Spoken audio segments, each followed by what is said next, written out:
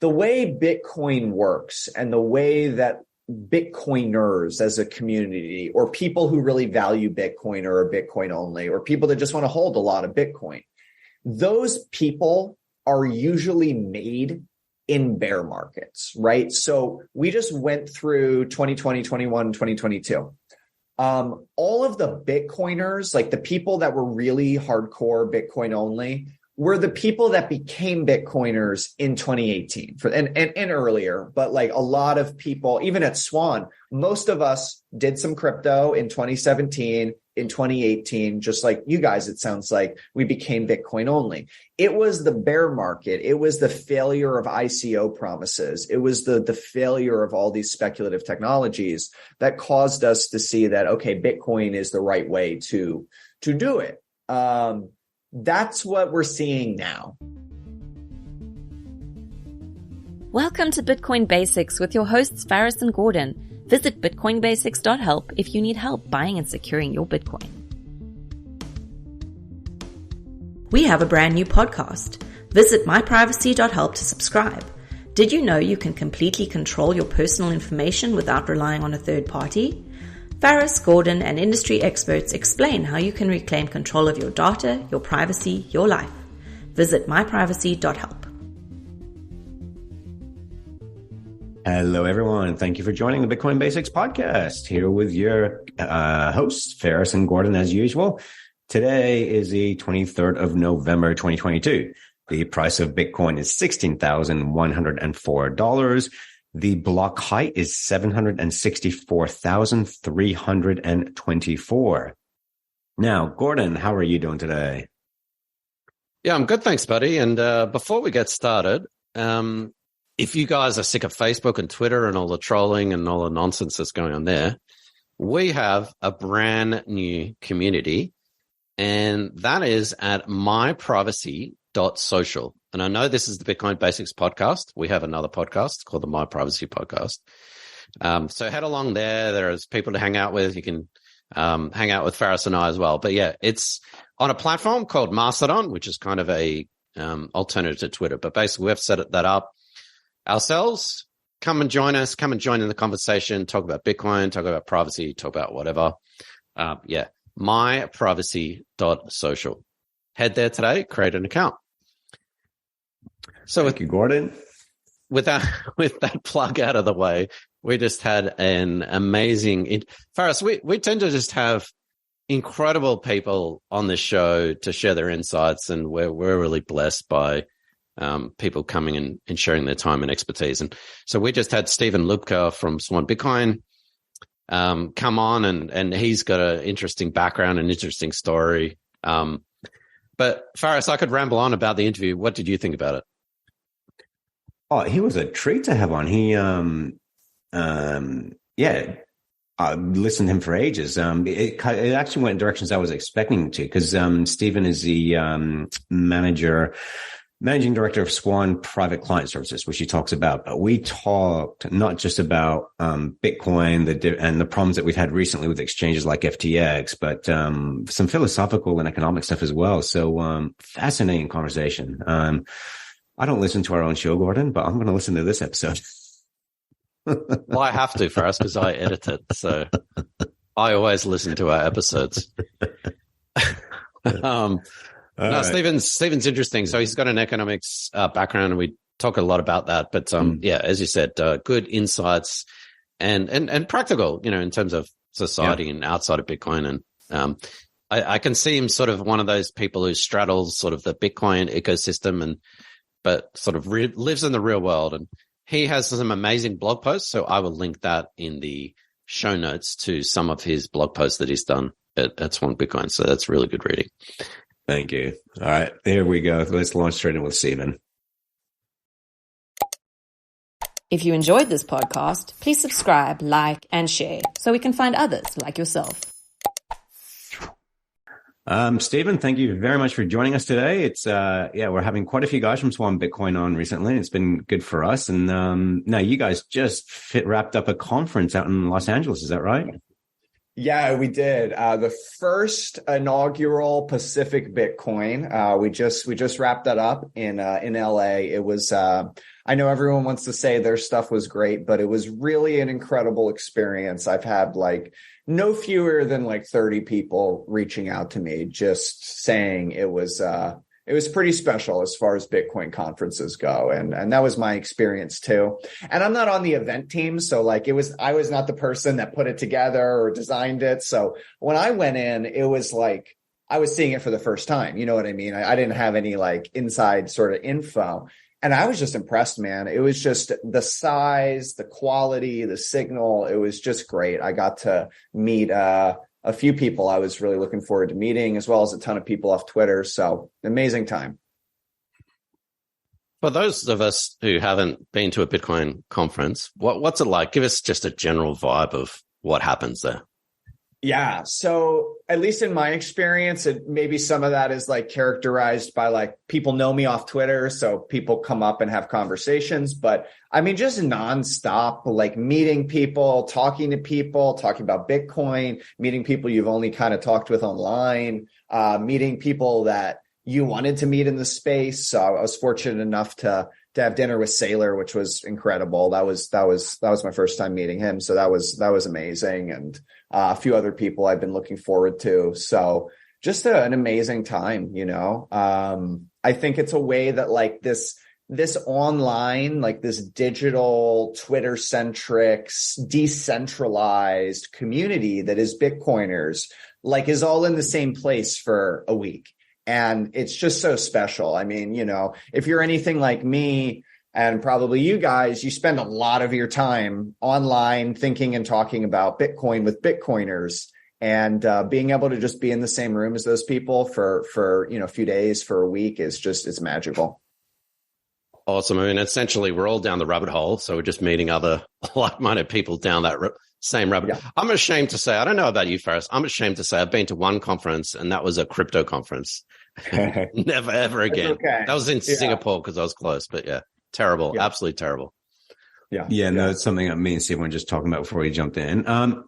Now, before we go any further here, Stephen, sorry, this is what I should have opened with. Can you just tell our audience who you are, your Bitcoin origin story, and how you got involved with Swan Bitcoin? Yeah, absolutely. So I lead the Swan private team for Swan Bitcoin. And so that is our white glove concierge high net worth service, where we work with kind of, you know, a little upper end Bitcoin investors that have questions about their allocation. They have to set up a trust. They have a business structure. They want to do something a little more hands-on, and just answer all their questions about Bitcoin. Every Swan private client gets a dedicated advisor that they can text or phone call, build a relationship with. We just try to walk people through it. It's all about being very hands-on.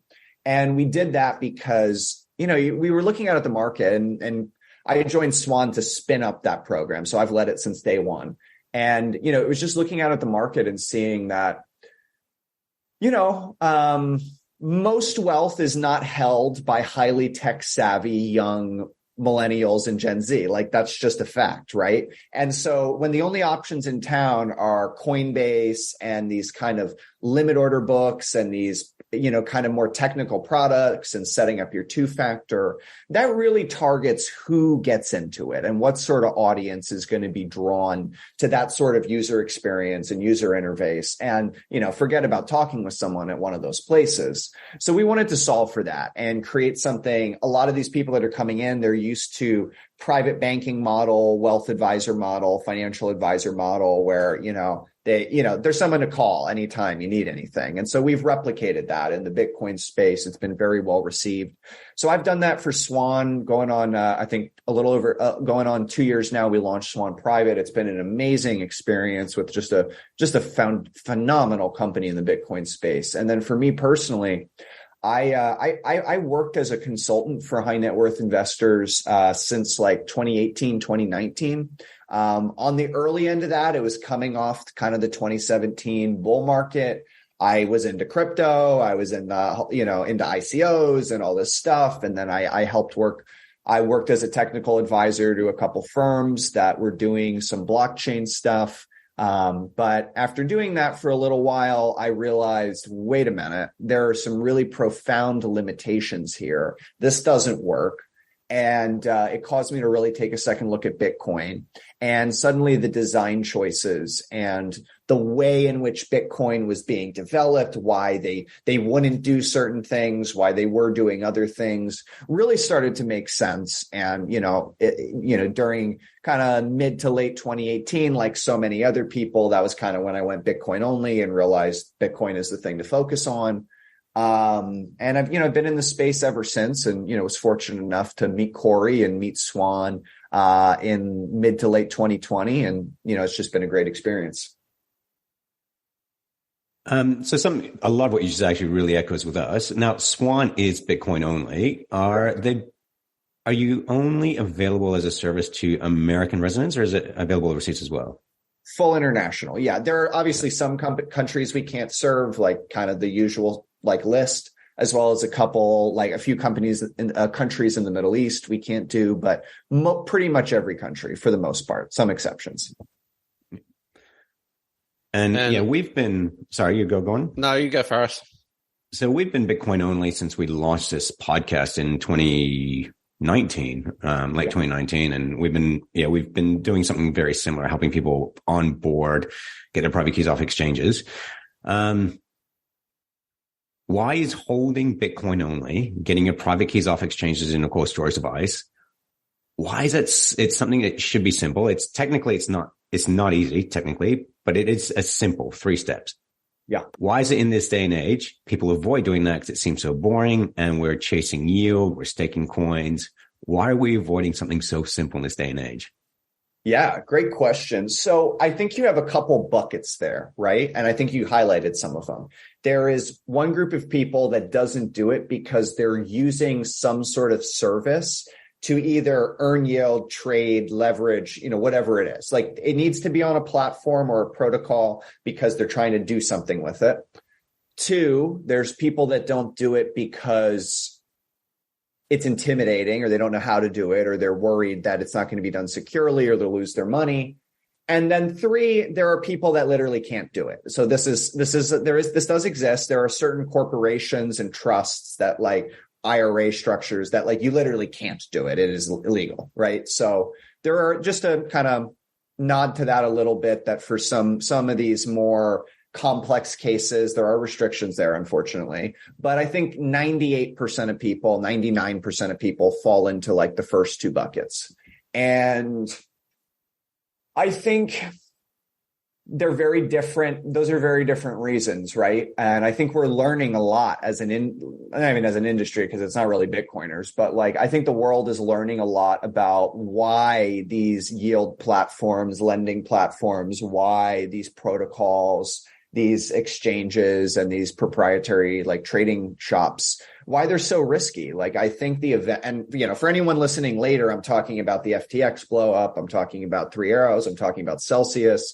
We've had some, just huge failures of these central providers, these yield providers, and even just exchanges. And there's a term in the industry called counterparty risk. And that basically means how much risk, what is the risk to you and your assets that you're taking by relying on this third party, right?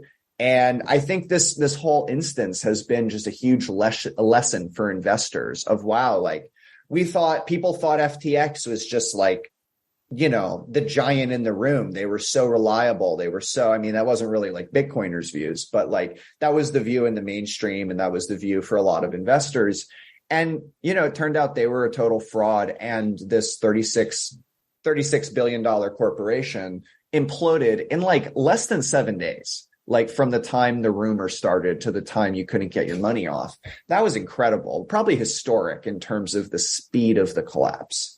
And that was counterparty risk, that people thought they were dealing with like a reputable third party, that they were getting these sustainable yields in some degrees. And that just turned out to be totally false. And it shows that, like, if you had asked somebody in that space like a month before, do you trust, I'd pay you $1 million to keep all your net worth on FTX for a month. Like almost everybody would have done it. Like almost everybody would have said, hey, yeah, like these guys are trustworthy. And, those were smart money. Those were like very sophisticated investors, and they all got blown up. So that's counterparty risk. And how do you avoid it? The only way to avoid it is by taking self-custody. The only way to avoid it is by not having a counterparty. And I think what's interesting there, and this is a little less tailored to the FTX thing, but that's also the beauty of Bitcoin, the asset, because Bitcoin is one of very few assets that actually intrinsically has no counterparty risk, right? Like if you have equity, the company you're invested in, like, it's not a bearer asset, right? If they decide to do something, you're at risk. If you have a claim on gold and the gold's not there, you don't have that gold. If you have various things, like Bitcoin is one of very, very few assets, dollars in a bank, right? The bank is your counterparty, like your risk is there. Bitcoin is something you can actually own for yourself. It's highly unique. The only other things you can do that for is basically a bar of gold or something similar like a commodity.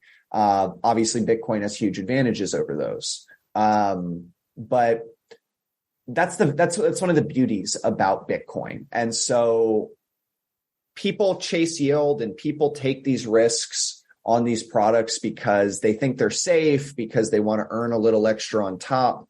And I think the number of people doing that is going to come down significantly after this. And then just to wrap up,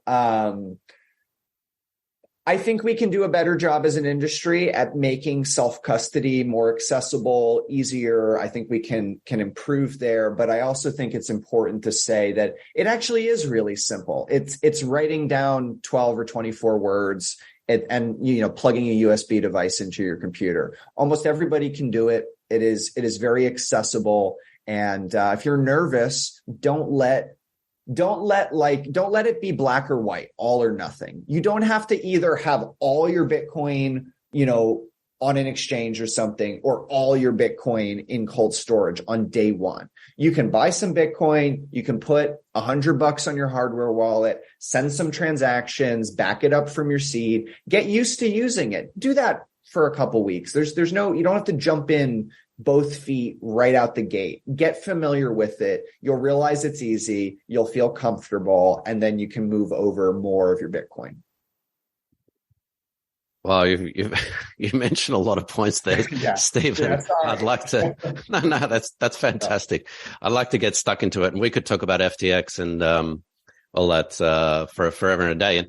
And also the industry goes in cycles. Like there may have been people who recently got into Bitcoin, and you talk about Mt. Gox and like Mt. Gox or empty Gox. What are you talking about? So there may be people who just don't know sort of that stuff. They come from this. I'm seeing numbers on a screen when I log into my bank account. I've just bought Bitcoin on Binance. Like what's the deal? So yeah, as you said, education and self-custody is the key. I assume a lot of that is what you do with Swan Private, for example, getting people to move from exchange onto a hardware wallet. You guys have recently bought Spectre or acquired Spectre. Sparrow, not Spectre. No, Spectre. You had it right. Spectre. Right. I'm getting my projects confused. Huge fan of their desktop software and their multi-sig we've actually used before. Is that like what's a typical? I know every customer is different, but is a lot of it just moving it from exchange into cold storage or? No, so it's a lot more. That's part of it, right? But I've said this before that when somebody calls Swan, it's because there's a question no one else ever answered right. And what I mean by that is for someone to be deep enough into Bitcoin that they're going to get on a phone with someone from Swan Bitcoin, they've got to be interested to a certain degree, right? Like that's not That's not like Joe at the, that's not the like standard retail, like no knowledge onboarding path. Those people go to Robinhood or they go to Coinbase or they buy it on Cash App, right? For somebody to reach out and want to get on a phone call, they're motivated. They want to have a conversation. But the reason they're calling us for the most part is because no one in their life and none of these other entities have ever satisfactorily answered the question of why Bitcoin or how Bitcoin or what is Bitcoin. And so what I found is there's usually a sticking point that we spend time kind of working through and presenting a case for Bitcoin. Why should Bitcoin have any value? Why should you hold Bitcoin? Like, why is it going to be here in 5 years? And making sure that we present a really good, solid argument for why that is, because it is still new. And I think for those of us in the space, like, we've been in it for so long, it's like obvious, like, yeah, just buy some Bitcoin, put it on your wallet. That's a foreign language for most people. That makes no sense. Why does this thing even have a value? Like, and so a lot of it is laying that solid foundation, that solid groundwork. And we think that's actually really important. And I actually believe that the better you understand Bitcoin, the better your investment in Bitcoin will perform. Because if you don't understand it very well, you will have a lot more stress because you will be more worried because it's volatile. 2, you're more likely to maybe sell it at an inopportune time or not make the allocation. I'm not saying that everyone needs to make a huge allocation or this or that, but if you don't understand it well, you probably won't make the allocation you would have made if you did understand it well. Which generally is a larger one. I've never really met somebody that, like, as they understood Bitcoin more, they made a smaller allocation. So there's a real way that, like, your performance, the actual how well you do with your Bitcoin investment is going to be related to how well you understand it. And so that's a lot of what we do. And then strategy, optimizing what percentage of your assets, all those sort of things. And then, custody, or cold storage. I couldn't agree with you more there, Stephen. Your words actually echo as far as how much you invest in Bitcoin. Wenza Cesaris of Zappo said exactly that. He said, your investment in Bitcoin should be how much you understand it. And, we've been doing this for a while now. And even, I actually moved to how can I live 100% off of Bitcoin only and remove all fiat? And with the exception of one bill, I actually managed to, but it wasn't easy. Wow. But one thing I want to ask you, so, because anyone listening to our podcast is all we've been preaching is buy Bitcoin, move your private keys off exchange into a cold storage device. Simple but boring message. Do you find in countries where their fiat currency has been going through inflation for quite some time, where they cannot trust the national currency and where they rely on Bitcoin, I think countries like Venezuela, Turkey, these other countries where to them, Bitcoin is, they have to understand it, they invest in it. So they're not going to play with it.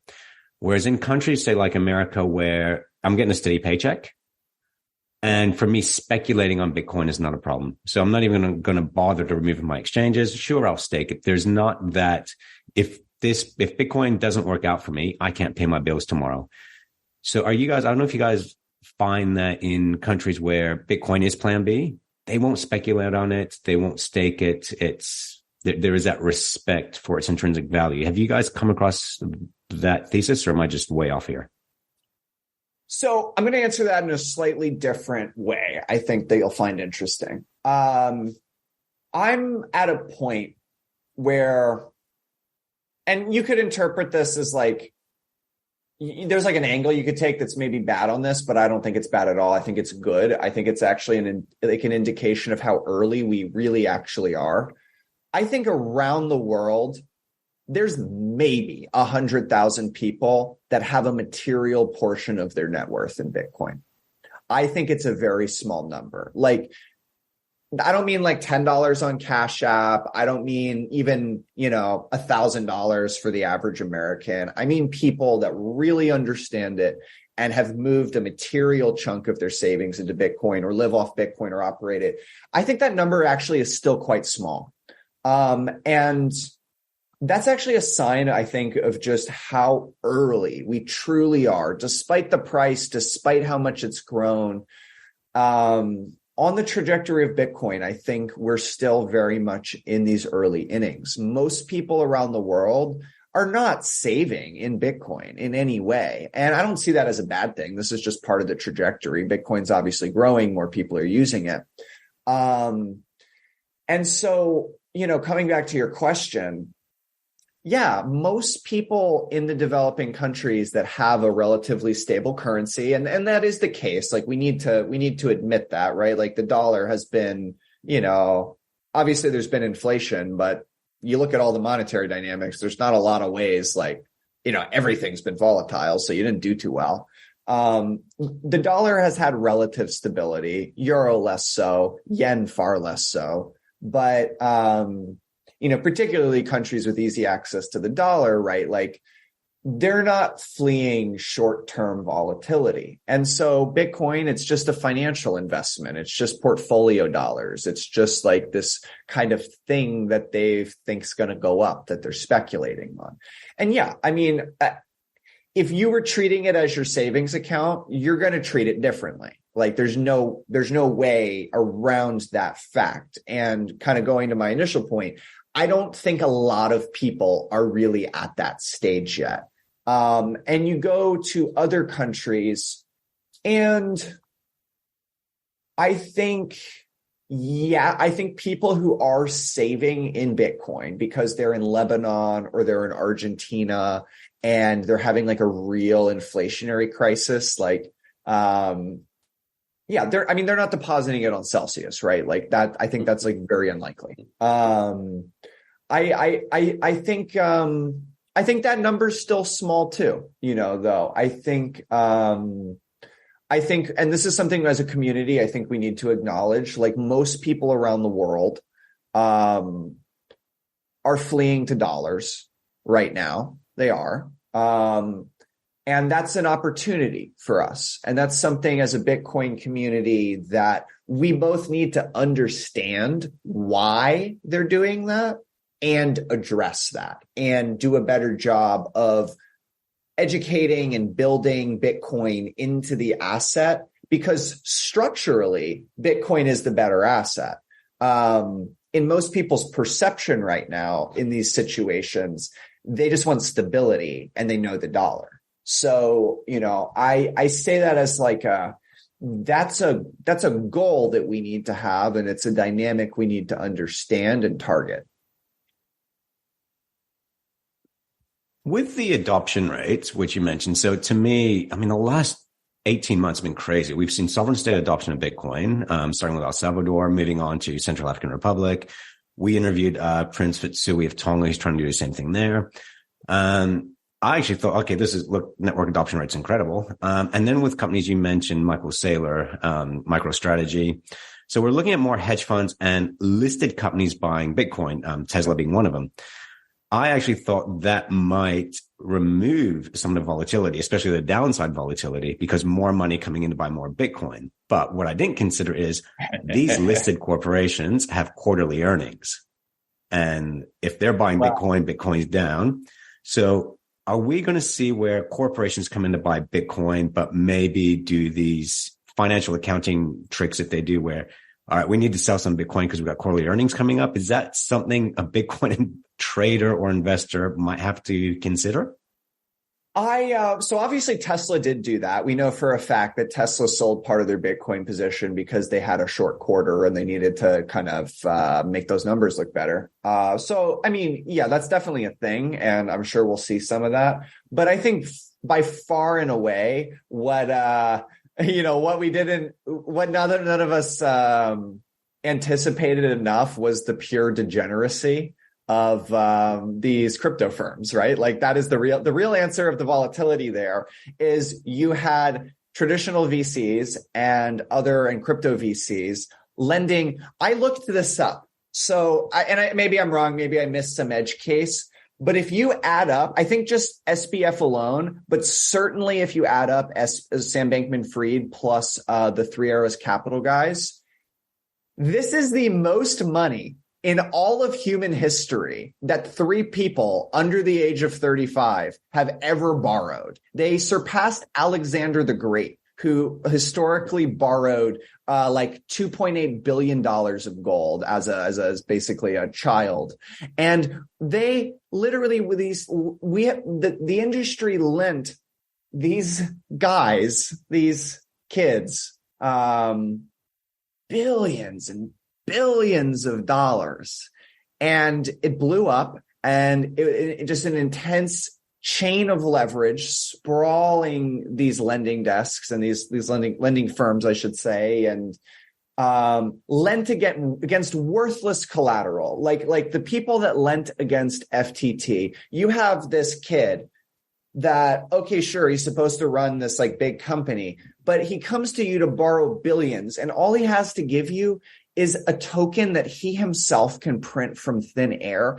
And you could have gone and looked at the liquidity of the FTT market and realized like a basic level of due diligence would show you that there is not $4 billion in liquidity there. It's not really worth that. Like, it's not a real price, but instead you just lend him just this huge line of capital. So it all blows up. And they were selling paper Bitcoin. They were selling Bitcoin they didn't have, which suppressed the price, and selling customer assets into the market to facilitate their own bets. So, and I'll stop talking about FTX here. But my point there is just that these were just incredible levels of degeneracy and leverage. And that's the volatility in the market. If it wasn't for these handful of firms, if it wasn't for Celsius, Three Arrows, and FTX, I mean, I would be shocked if price wasn't 40% above here, even at this point. Just one thing I want to clarify, thank you, Stephen, was when you say paper Bitcoin, essentially is someone goes on FTX and say they purchase 0.1 Bitcoin. Yeah. FTX will say they've sold them those 0.1 Bitcoin, and it's not a problem for FTX or anyone else until you actually try and remove your private keys. So at this stage, you're under the presumption you own Bitcoin, but you don't because you haven't withdrawn them. Is that what you mean?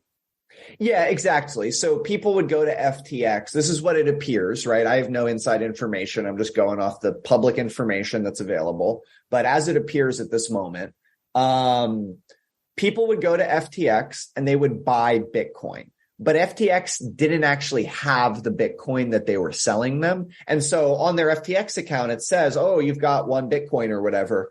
And there was no Bitcoin there. There was not actually 1 Bitcoin in your account. And because people just never withdrew it, it didn't matter. It was just points on a screen.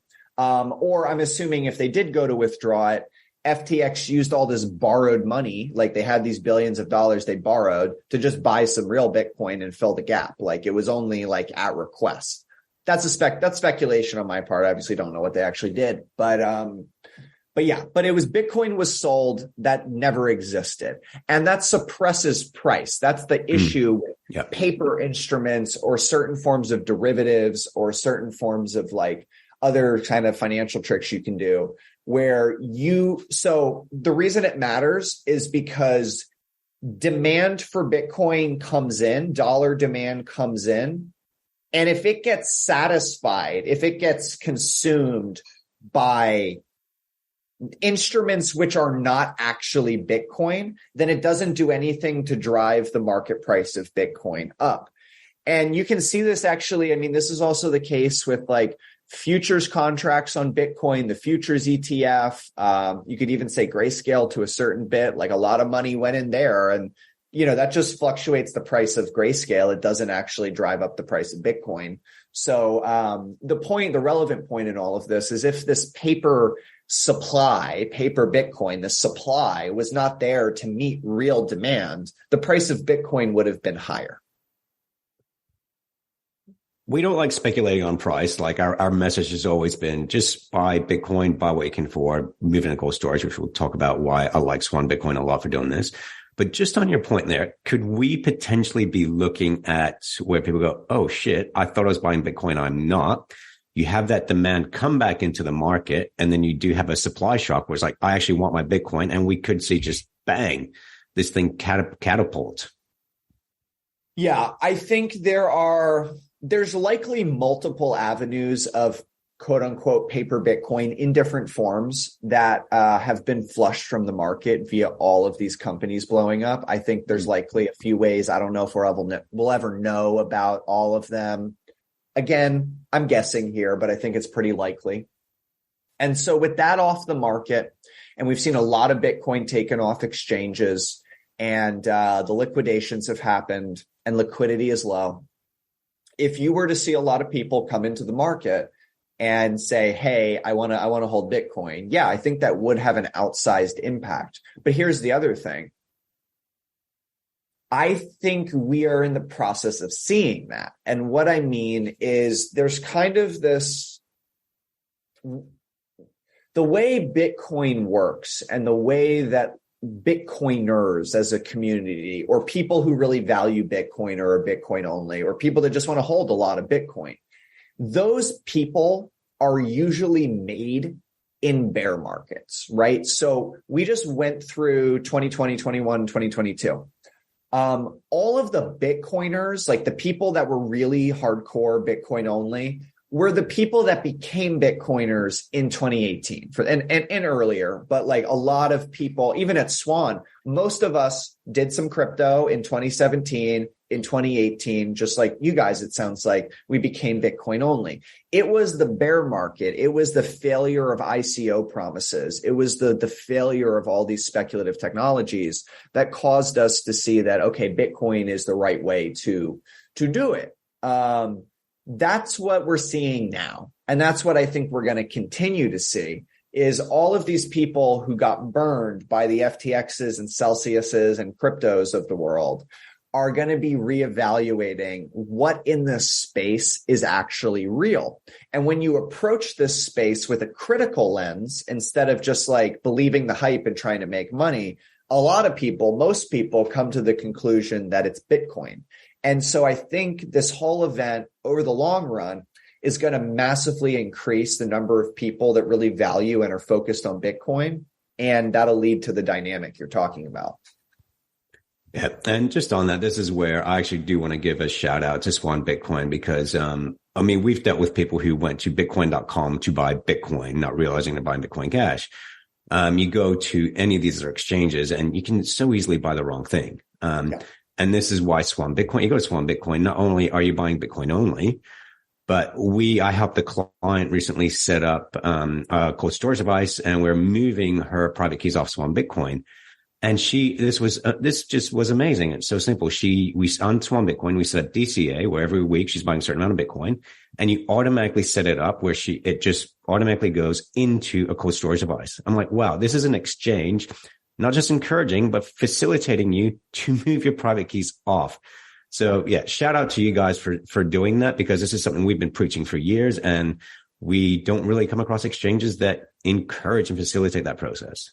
Yeah, no, thank you. Yeah, it's a really core value for the company. We want people to do it, and we're here to help you figure it out too. So if it feels intimidating, great. We'll help you get over that hump and answer any questions. And, we do that all day.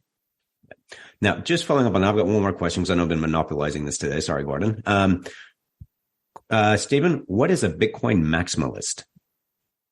Yeah. So I'm going to answer that in there's a few ways of looking at that. I think at its heart, it means someone who is, I've used the word Bitcoin only, right? Like Bitcoin only is largely synonymous with Bitcoin maximalist, but I actually personally am for people that identify and like the phrase Bitcoin maximalist, by all means, go for it. It was actually created by someone who is making fun of Bitcoiners. So the term Bitcoin maximalist originates from Vitalik, and it was like a pejorative. It was like an insult. And I think it is largely, it's like a slur that's been reclaimed, right? So community uses it and feels has a positive identity around it. And that's great and wonderful. And, do whatever you're going to do with that. But I do think that part of the context of the phrase Bitcoin maxi has been co-opted by people criticizing Bitcoiners. And it is this form of straw man, which is like a fake representation of Bitcoiners, where you'll see people that are critical and they'll create this like exaggerated performative version of like the Bitcoin maxi running around. So I've used the term Bitcoiner or Bitcoin only, I think just to get away from that a little bit. But at its heart, what it all really refers to, and like the authentic usage and not the way that some of these crypto people have tried to like create messaging around it, is it's just somebody that is Bitcoin only. And Bitcoin only means like you're not investing in, promoting, supporting all of these other, like this whole spectrum of altcoins and crypto. And like, you could obviously say, and you need to take self-custody and you don't keep it on the exchanges and you do this and you do that. And like, I think it's important to not get too narrow there. I don't think we need to like make this long list of things that like to be a Bitcoiner, like you need to satisfy all of them. I think the core of it is just like understanding the difference between Bitcoin and crypto and realizing that like, I mean, this is something that's really important to me and I think doesn't get enough airtime. Even in a world where, let's say, these crypto projects succeed at kind of the vision of what they're trying to build, what you get is hyper financialization.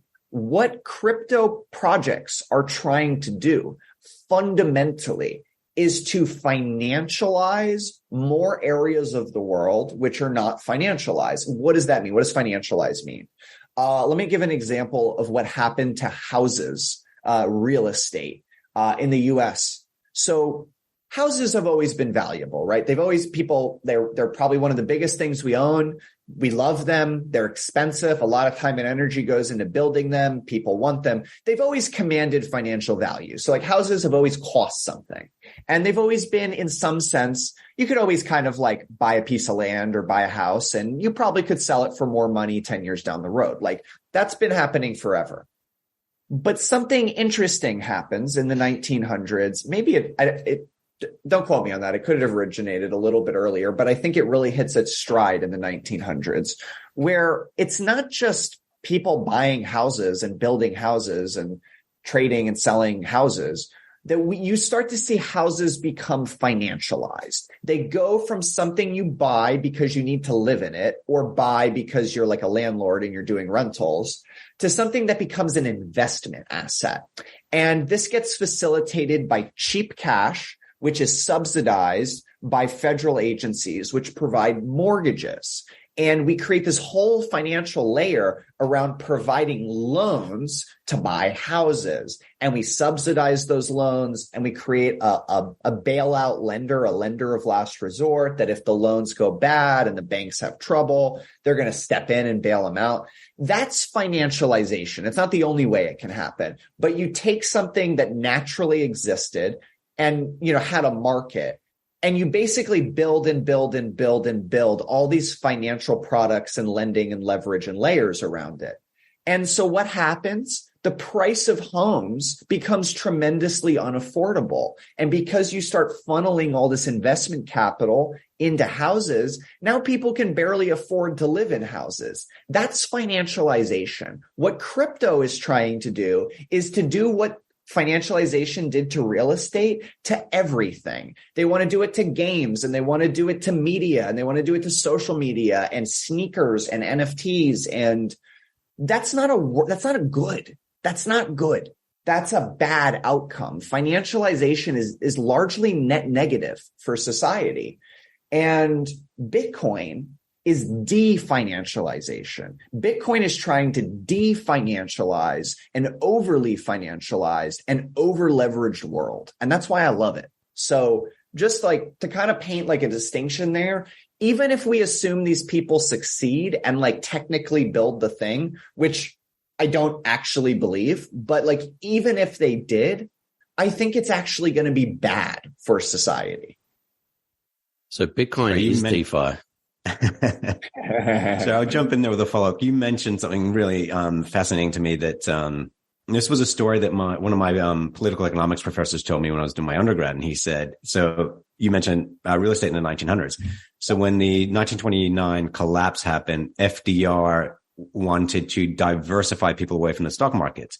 Before 1929, if you wanted to buy real estate, you had to provide a 50% deposit minimum and pay off the remainder within 5 years, which meant only the wealthy could buy real estate. Sure. So the message FDR sent was, we will allow middle income to buy real estate, to diversify from the stock market.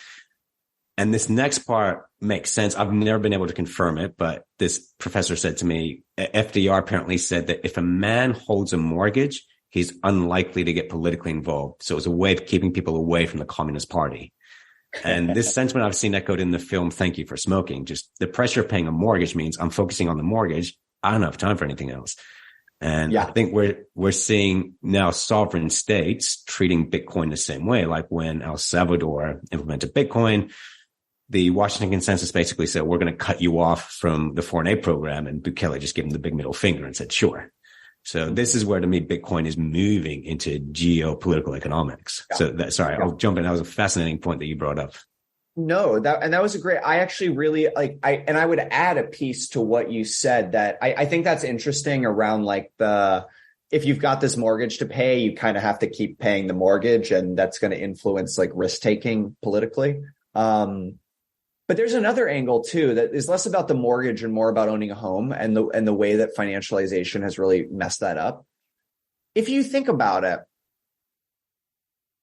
owning a home is almost like a tongue in cheek proof of stake for being a member of a nation. Once you own a home, you are a stakeholder in your country. What happens matters to you. If your city thrives, you get value and your home is stable. And if there's political chaos, you have something to lose. And not just that, but you have a home, then you start a family. Once you have kids, well, now you really care about the future of your country. It matters to you if it all goes belly up in 50 years. But instead, because of financialization, we've created a world where you have all of these younger people that are not starting families, that don't own homes. And so they become politically radicalized. Why wouldn't they? They have no stake in the country. So proof of stake is better than proof of work. Is that what you're saying? Definitely not. Definitely not. There is no second best consensus mechanism. But you mentioned, sorry, go. No. But I say that just as a metaphor. Like I think, it just, you have a stake in the system, and having a stake is better than no stake when we're talking about countries. Yeah, absolutely. I mean, you mentioned DeFi, and I think it's ironic because Bitcoin was the original DeFi. Yes. Every time you send a transaction, but you were sort of around in that 2017, 2018. I don't know about other people. Faris and I, we were around then, and we're starting our own company about self-custody. And I'm kind of proud that we have always been Bitcoin only for the very start. Awesome.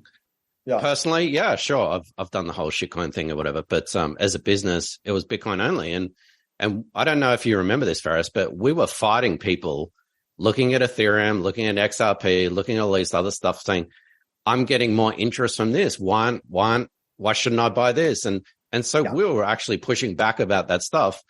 We weren't being called stupid or whatever, but a lot of people were saying, no, we don't sort of want to go with you. We don't sort of care about you because you guys are closed-minded. So whether you call that Bitcoin maxi, Bitcoin only, I mean, you look on Twitter, there's so much noise around. I don't really care. Personally, I'm an open source maxi. So anything that's sort of open source, I'm completely for. But I want to plug you. We can prove that we've been Bitcoin only because we're not popular at all. That's true. That is true. I want to plug you though, Stephen. You've written some amazing articles over at Swan Bitcoin. swanbitcoin.com/signal, I think it is, your blog. Anyway, go to swanbitcoin.com, click on the blog link. You've written why selling Bitcoin at a loss can maximize your hodling potential, Bitcoin and the true meaning of inflation, and especially this one, capital misallocation, Bitcoin fixes this. I will link to the episode because I don't want to regurgitate it that you did with Peter McCormack. It's absolutely fantastic. Everyone should have a listen to that. That was really mind blowing. One question, and I know it's an annoying question, but I have to ask it because I love getting opinions from different people. What can't Bitcoin fix? I don't. So, okay, I'm going to go for like probably like the most controversial and like meaningful statement here. I don't think Bitcoin can fix governance. And what I mean to say, Bitcoin does not get rid of the need for humans managing organizations, right? Like, I don't believe it is like a portal to like a post. And I use the word governance really broadly there. It's not like synonymous with government or like a current, like contemporary form of government. But even in a Bitcoin world, there will still be politics. I use that in like the original meaning of the term, of human beings deciding what to do together. And I think Bitcoin improves governance by removing the temptation of the money printer from easily influenced parties. But I don't think it eliminates the need for it. And so something that matters to me is that as we advocate for Bitcoin to fix the monetary layer, there is a separate track, which is also important, that I don't think that just implementing Bitcoin magically fixes everything on the governance angle. And so we also need to be thinking about society, and we also need to be thinking about this moment in time of what are the cultural norms that have got us to this. And I'm speaking as an American here, right? Like I'm like, America is, there's cultural tensions going on, and there's governance tensions, and like, I think they get exaggerated in some degrees, but they're also deep. And I think that we've lived in a world that has advanced very rapidly, that we've seen changing technology, changing social structures, changing everything. And for us to have a thriving future, we need to fix the money. We absolutely, if you listen to the Peter McCormick interview, how much I think the money influences everything. But I think there's also certain social rifts and there's certain governance dilemmas that will not be automatically fixed. So, we talk about that all the time, as Bitcoiners getting on a Bitcoin standard. So what would that look like? What would governance under a Bitcoin standard look like? Yeah. So I don't in my opinion, there is no getting away from the need you can never get rid of power. You can only change where it is. That's just like, you can't get rid of it. There is always going to be, it has to be directed somewhere. If you don't give anyone power, then you have this sort of anarchy. You have this sort of like free for all, which is bad.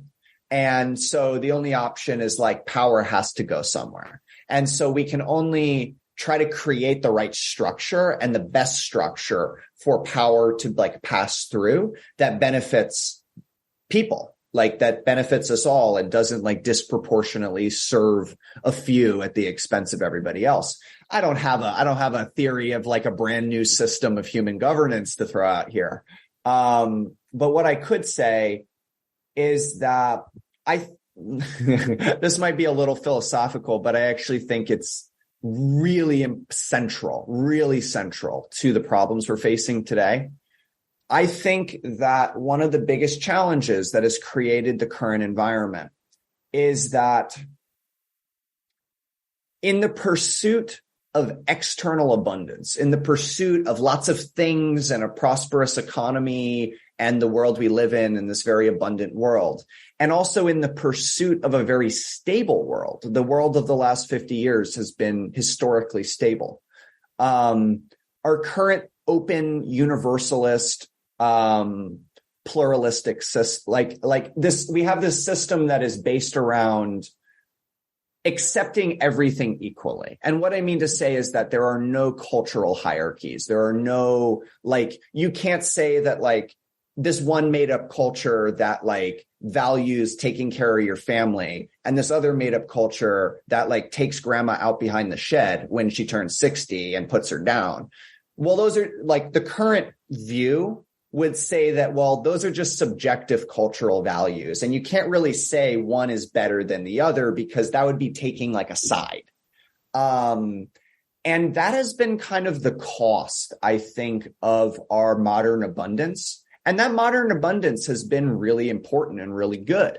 But it's come at a cost of like flat landing all virtue, meaning, ethics, morality, value, beauty, truth, like these things that like the current system, it can't measure them, so it doesn't think they exist. It's like this paradigm of objectivity where the only things that are true are those that we can measure in like a double blind like study and like a scientific study. And I think that's really a problem because those aren't the only things that are true. And those aren't the only things that matter. And I think if we're going to move forward as a society and as a civilization, you need to have virtue and meaning and truth and beauty. And these need to be things that you care about and that are culturally important. And if we don't want to, as like an open universalist society where we need to accept everything and everyone, if we don't want to decide that like this is meaning and this is virtue and this is truth, which I think if we can find another way around that would be good because that's what we've done in the past. But we need to find a way to reintegrate those themes into society because everyone's just drowning in meaninglessness. Everything is just this postmodern like equivalency where everything is equal and nothing is different. And I don't like that. And I think it is really pervasive. And I think it is really, really takes the meaning out of life for people. So I know that was probably kind of off topic for this, but no, you know. Absolutely not. Nothing is off topic because we talk about this all the time. You talk about, Maslow's hierarchy of needs. You got to get your basic needs of food security and education first. And not only in developing countries and developing societies, they don't really care. They just see, US, Australia, whatever, we're LARPing, we're just doing all this, demonstration, all this kind of stuff. The rest of the world doesn't care. But even within America, if you've got someone who's struggling paycheck to paycheck, they don't have time to be worried about this ideology and virtue signaling and stuff like that. They're just like, what am I going to eat tonight? What am I going to eat tomorrow? How do I pay this gas bill or what about that? So that's the reality. Yeah. And that's why the current form of society has been so successful because it's really good at making stuff. It's been very good at that. And that's been important and good. And like you said, if you don't have like reliable food on the table, all you really care about is how do I get more food, right? And that's valid and that's important. But it's just come at such a terrible cost, right? Like we've never lived in a society like this. Like there's no historical comparison. And, I don't think we should just revert to the past because, that's how you had war in Europe for 1,000 years of my religion's right. No, my religion's right. Like that wasn't particularly functional either. But, the next frontier for us to drive civilization forward is not going to be the objective. It's not. We're going to have to wrangle with these like less easily definable things. Absolutely. Yeah. Stephen, sorry, I know we're at the top of the hour and you've got to get going. I got a little bit more time if you guys want to keep running. Yeah. Oh, great. Yeah. It's like you mentioned the 1,000-Year War and everything. And I've studied history and is where I can appreciate Bitcoin from an economic and historical perspective. Gordon, he's an IT security specialist. So he gives that mix and helped me understand that. But to me, Bitcoin is the next stage of this evolution because we had the decoupling of the church and the state. Yeah. And what we need now is a decoupling of the church and of the state and the economic system. And this is why they're fighting so hard against it. Yeah. Yeah, absolutely. It's, the Bitcoin to me is like a neutral monetary asset. It's something that we can trust to be credibly separated from the state or anybody else, right? Like it is just neutral. And I think that's just so important, right? That's just so good. And that's only going to become more important if we do see like a lot of people talk about today that we've seen a peak of globalization where the world has become increasingly globalized. And a lot of people are predicting that there's more like regions, like countries geographically close to each other start to work together more and the world kind of splits a little bit. In that world, Bitcoin's the only asset that can cross the economic block, right? If China, Russia, India becomes an economic block and Canada, US, Mexico, South America becomes an economic block, what financial asset is China, India, Russia going to trust to receive from the US? Fiat currencies can be frozen. Securities are nothing. They don't mean anything. Bank deposits don't mean anything. Nothing means anything in a world where you can't trust your counterparty. Bitcoin does. You can trust Bitcoin. I can trust the digital Amero, which is coming very soon.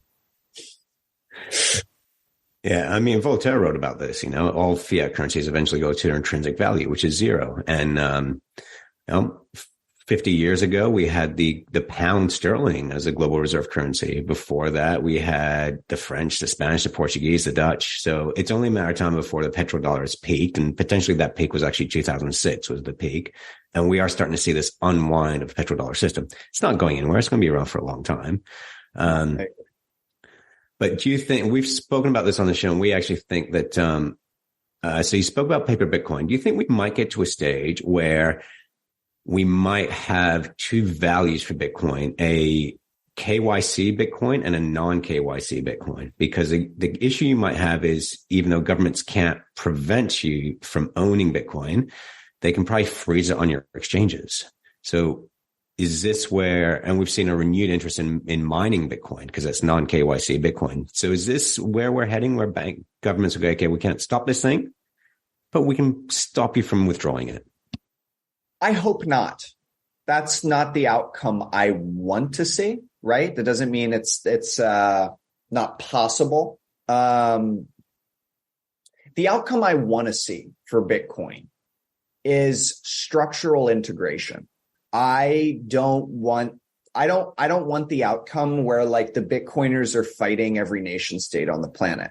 I don't think that's good for Bitcoin. I don't think that's good for people. I don't think that's good for people in the global South. I don't think that's like optimal in any way. Maybe it comes to that, and like those defenses should be prepared, and like we need to have infrastructure and self-custody and these, like, I'm not saying don't do the things that would allow you to protect yourself in that scenario. But the world I want is the one where Bitcoin incrementally is added to the system while preserving its neutrality. And Bitcoin can exert the like structural influence that it has and improve like everyone's life. Like that's the outcome I want. I don't want the, Bitcoin seasteading pirates, right? Like that's cool, but like, I don't think that's like the highest good for all people on the planet. I think like the thing that will benefit the most people is if we can gradually,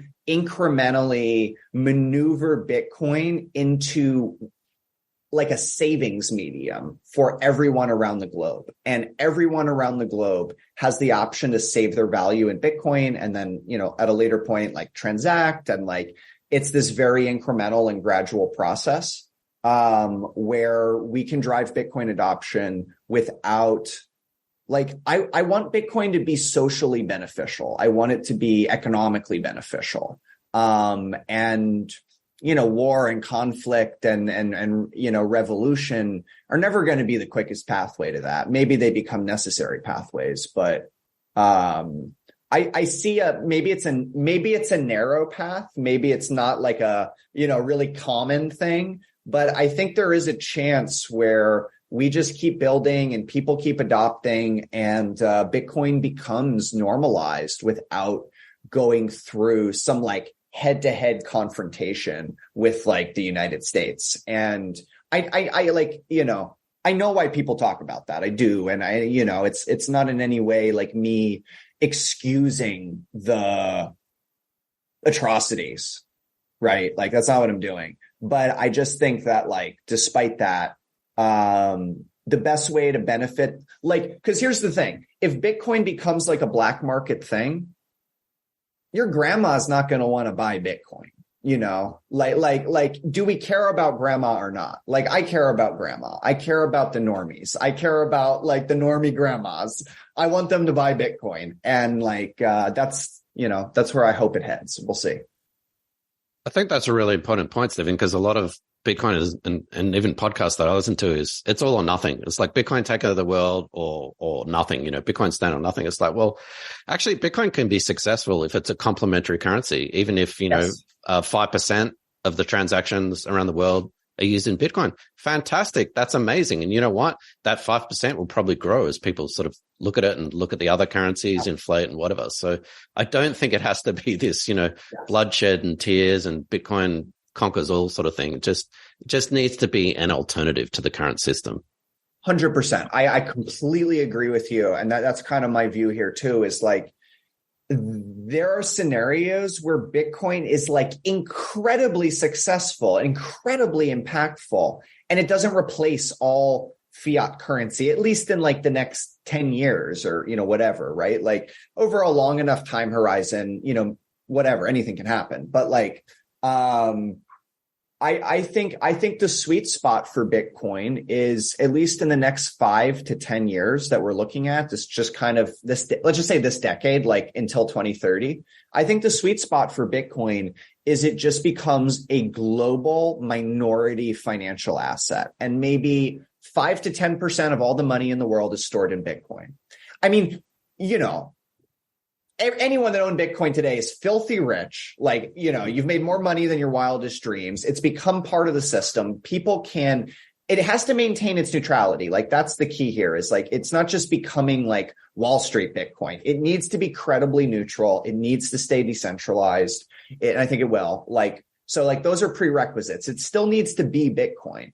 But if we can get to a world where just like I said, 5% of all global wealth from institutions to individuals is stored in Bitcoin, that's a phenomenal outcome. That is a really phenomenal outcome for just like, let's just talk like this decade up until 2030. And I think, and this is the thing, the most protection, the biggest offense Bitcoin can ever have against any sort of like global coordinated attack is just people owning it. If enough people own it and save in it, that is a more effective shield than anything else. Like if you can get 5% of all global wealth in Bitcoin, you've won. Like you've won. And you can only own Bitcoin if you take self-custody of Bitcoin. See, we've done a whole 360 of this conversation, and Swan helps you do that. And I'd like to talk more about the exchanges, but you've given a lot of our time. But yeah, people see numbers on the screen because we're so used to banking. I go to the ATM, I see a number on the screen, I get cash out. Well, why wouldn't that happen the same with Bitcoin? I buy it on Binance or whatever. So companies like Swan Bitcoin, educating people to take self-custody and ourselves as well is super important. So anyone listening to this, if you've got Bitcoin on Binance or Coinbase or whatever, if you're trading it or doing whatever, that's fine. But if you've just got it sitting there, get yourself a hardware wallet, call Swan Bitcoin, call us, just get it off the exchange. I mean, that's number one. Simple and boring, but steady. Yeah. Like now, Stephen, one last question. Sorry, go ahead, Ward. Sorry, I was just going to say first, very, very last question from me, because you've given a lot of your time. I was really fascinated by Swan's involvement, and maybe even your involvement in the Bitcoin Policy Institute. Could you just quickly talk about that and then plug yourself? Yeah. So fortunately, that was actually an initiative I stood up. So I kind of know that one like very intimately. Bitcoin Policy Institute is, in my opinion, the best, potentially only, like Bitcoin only policy DC kind of lobbying research group. There are others that do good work for Bitcoin. I'm not shortchanging those people. I don't know if they're Bitcoin only, but They have done good work for Bitcoin, so I don't want to discredit that. But BPI, as far as I know, is the only one that is like really, really only focused on Bitcoin. And it's a collection of like a couple policy guys, but it also just some amazing academics, Troy Cross, Craig Warmke, Andrew Bailey, Matthew Pines, and more, like really brilliant guys, really, really brilliant guys with I think a good message and a deep and nuanced take on Bitcoin that I care about, because, and kind of coming back to the view I've been expressing of like, I'm not in Bitcoin for the head-to-head battle with the state. That's not what I think is really good here.